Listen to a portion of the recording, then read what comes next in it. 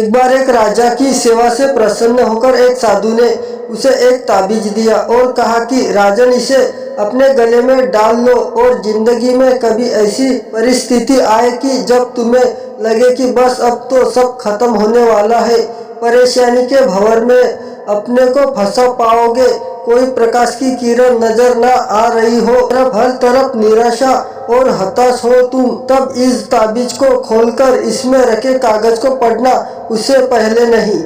राजा ने वह ताबीज अपने गले में पहन लिया। एक बार राजा अपने सैनिकों के साथ शिकार करने घने जंगल में गया।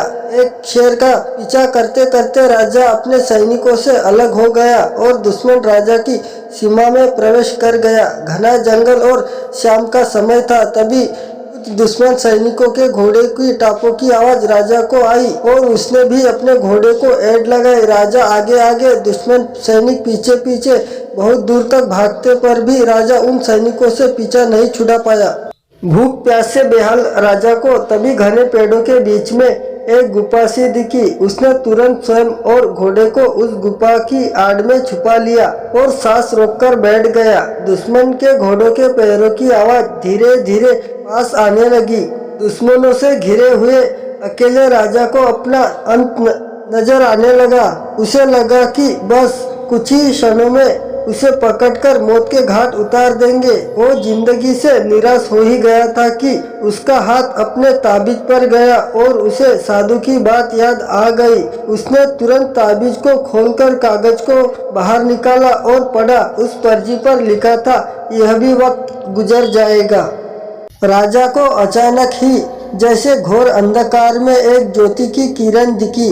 डूबते को जैसे कोई सहारा मिला। उसे अचानक अपनी आत्मा में एक अकथनीय शांति का अनुभव हुआ। उसे लगा कि सचमुच यह भयावह समय भी कट जाएगा। फिर मैं क्यों चिंतित हूँ। अपने प्रभु और अपने पर विश्वास रख कर उसने स्वयं से कहा कि हाँ, यह भी वक्त गुजर जाएगा। और हुआ भी यही।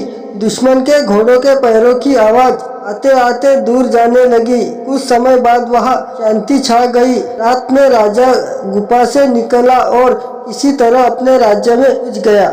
जब कभी ऐसी स्थिति हो तो 2 मिनट शांति से बैठिए, थोड़ी गहरी सांस लीजिए, अपने आराध्य को याद कीजिए और स्वयं से जोर से कहिए, यह भी वक्त गुजर जाएगा। आप देखिए, एकदम से जादू सा महसूस होगा और आप उस परिस्थिति से उबरने की शक्ति अपने अंदर महसूस करेंगे।